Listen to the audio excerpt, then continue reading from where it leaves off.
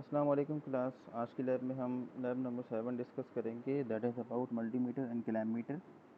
इस लैब में हम बेसिकली ये पढ़ेंगे कि मल्टीमीटर और क्लैममीटर में क्या फ़र्क है और मल्टीमीटर और क्लैममीटर से डिफरेंट इलेक्ट्रिकल कंपोनेंट्स की टेस्टिंग कैसे की जाती है।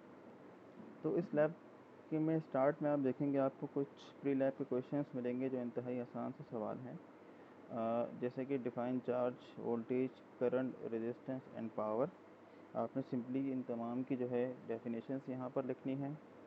देन आपको ये बताना है कि पोटेंशियल में और पोटेंशियल डिफरेंस में क्या फ़र्क होता है, वोल्टेज, करंट, रेजिस्टेंस और पावर की यूनिट क्या होती है, volt, ampere, ohm and what.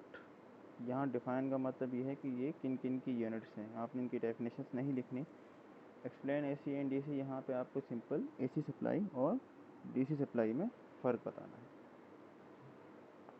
अच्छा, अब क्लैम और मल्टीमीटर की जब हम बात करें तो इसके लिए हमें कुछ सर्किट्स बनाने पड़ेंगे और उन सर्किट्स को बनाने के लिए हमें ये तमाम टूल्स रिक्वायर्ड होंगे, तो इसलिए यहाँ पे ये टूल्स लिखे हुए हैं।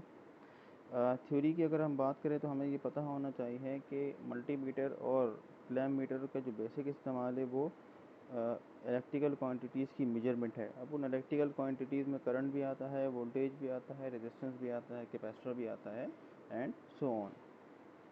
जो मल्टीमीटर्स की टाइप्स होती हैं वो हमारे पास दो तरह की टाइप होती हैं, एक होती है डिजिटल और एक होती है एनालॉग। तो आजकल जो जनरली यूज़ होता है मल्टीमीटर इंडस्ट्रीज़ वगैरह में भी, तो वो डिजिटल ही होता है, तो एनालॉग यूज़ नहीं होता। तो इसलिए हम भी डिजिटल ही डिस्कस करेंगे।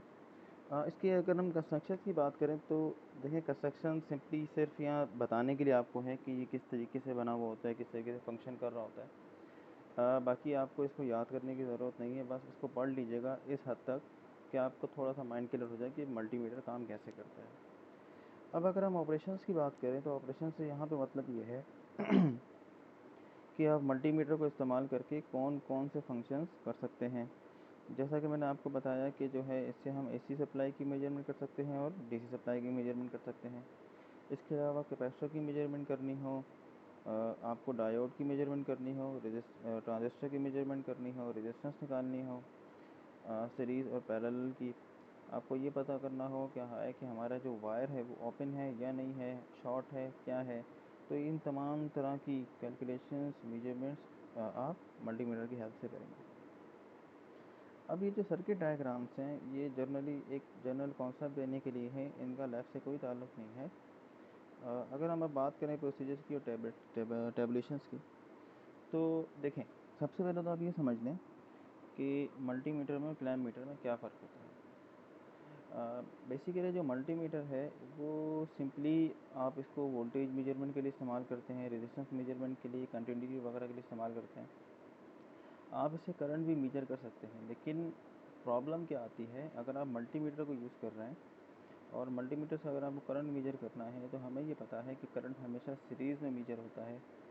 तो करंट की मेजरमेंट के लिए अगर हम मल्टीमीटर से मेजरमेंट करेंगे तो हमें सर्किट को ब्रेक करना पड़ेगा। तो सर्किट को ब्रेक करना प्रैक्टिकली पॉसिबल इसलिए नहीं होता कि फॉर एग्ज़ाम्पल अगर आप किसी इंडस्ट्री में काम कर रहे हैं और आपको ये चेक करना है कि उस वक्त मोटर जो है वो कितने करंट ले रही है, तो आप उस मशीन्स को तो बंद नहीं करेंगे। अगर आप वो मशीन बंद करेंगे तो आपकी पूरी प्रोडक्शन लाइन बंद हो जाएगी, क्योंकि अगर आपको करंट मेजरमेंट करना है पहले आपको मशीन बंद करनी पड़ेगी, फिर आपको सर्किट ब्रेक करना पड़ेगा, फिर सर्किट जहाँ से आपको ब्रेक किया है वहाँ पे आपको मल्टीमीटर के दोनों नॉब लगाने पड़ेंगे और फिर आप मशीन को ऑन करेंगे, फिर आप चेक करेंगे कितने एम्पेयर हैं, फिर आप मशीन बंद करेंगे, फिर आप सर्किट दोबारा लगाएंगे। तो ये एक बहुत लेंथी काम है, प्रैक्टिकली पॉसिबल नहीं है।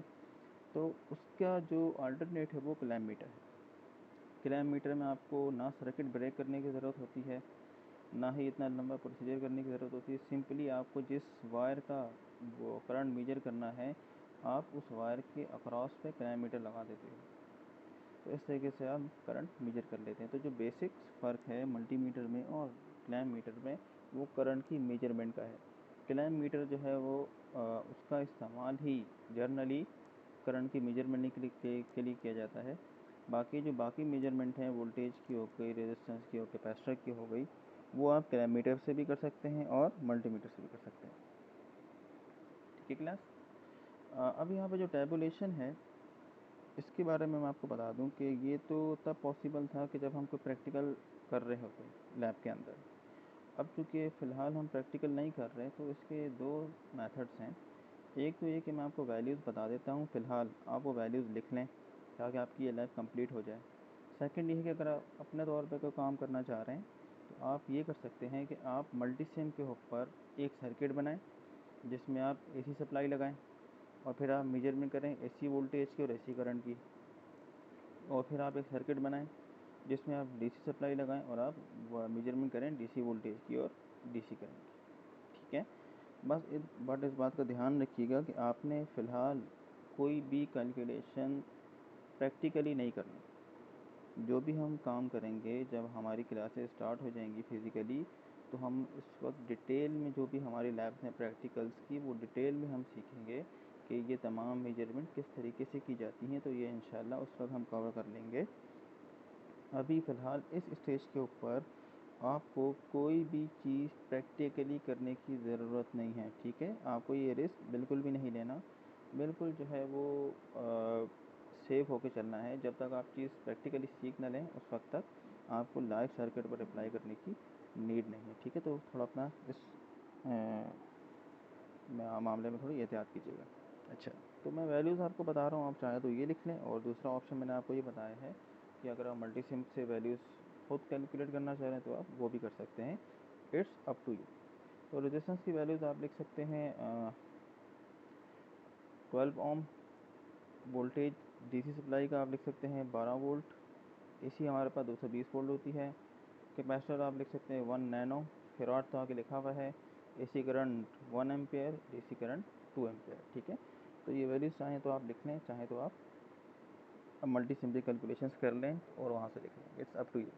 अच्छा, अब कुछ वीडियोस इससे रिलेटेड मैंने आपके साथ शेयर की हैं, तो वो बहुत डिटेल वीडियोस हैं और उसमें बहुत डिटेल और बहुत तरीके से समझाया गया है कि मल्टीमीटर का इस्तेमाल किस तरीके से करते हैं। अगर आपको मल्टीमीटर के से किसी भी कोई भी कंपोनेंट्स की मेजरमेंट करनी हो तो आप किस तरीके से करेंगे। इसमें इस बात का बहुत ज़्यादा ख्याल रखिएगा कि resistance, transistor, diodes, MOSFET, capacitor की मेजरमेंट भी सप्लाई में कनेक्ट किए बगैर की जाती है। तो उसमें डिटेल से ये बात बताई गई है कि कंपोनेंट्स की मेजरमेंट किस तरीके से की जाती है। तो उन वीडियोज़ को काइंडली देख लीजिएगा, और उन वीडियोज़ को देखने के बाद और इस लैब की वीडियोज़ को देखने के बाद भी अगर कोई कन्फ्यूजन हो तो आप बिल्कुल क्लासरूम पे मैसेज कर दीजिएगा, आप मुझसे पूछ लीजिएगा। और तब भी अगर क्लियर ना हो तो जब इंशाल्लाह हम फिज़िकल क्लासेस स्टार्ट करेंगे तो आप उस वक्त भी पूछ सकते हैं। तो परेशानी वाली कोई बात नहीं है इसमें। तो उन वीडियोस और इन वीडियोस को देखने के बाद जो आपका लास्ट का सेक्शन है, जो पोस्ट लैब का है, यह आपने लास्ट में, चूँकि हमारी हर लैब के लास्ट में ये पोस्ट लैब का पोर्शन होता है, यह आपको फिलअप करना है। इलेक्ट्रिकल क्वांटिटीज़ जिसको आप मल्टीमीटर से मेजरमेंट कर सकते हैं, उनके यहाँ पे आपने नाम लिख देने हैं। क्लैम मीटर की वर्किंग आपने बता देनी है, किस तरीके से इस्तेमाल होता है। मीटर को सीरीज़ में क्यों कनेक्ट करते हैं, वोल्टेज मीटर को पैरेलल में क्यों कनेक्ट करते हैं, ये आपने बताना है। जो लास्ट वाला सवाल है, ये बहुत ही आसान सवाल है, ये आप अभी तक करते आए हैं। इसमें आपने सिंपली इक्विवेलेंट रेजिस्टेंस निकालनी है जब 3 6 ओम के रेजिस्टेंस सीरीज़ में लगे हुए हों और जब 3 6 ओम के रेजिस्टेंस पैरेलल में लगे हों। ठीक है, तो सिंपली आपने इसमें क्या करना है, इसमें सिंपली आपने इक्विवेलेंट रेजिस्टेंस निकाल के यहाँ पे कैलकुलेशन लिख देनी है। ठीक है क्लास, तो इस लैब में इतना ही था। अगर इस लैब से रिलेटेड कोई भी क्वेरी हो आपको, या इससे पहले जो भी लैब्स हमने की हैं उससे रिलेटेड कोई भी क्वेरी हो तो आप बिल्कुल पूछ सकते हैं। अपना बहुत ज़्यादा ख्याल रखिएगा। अल्लाह हाफ़िज़।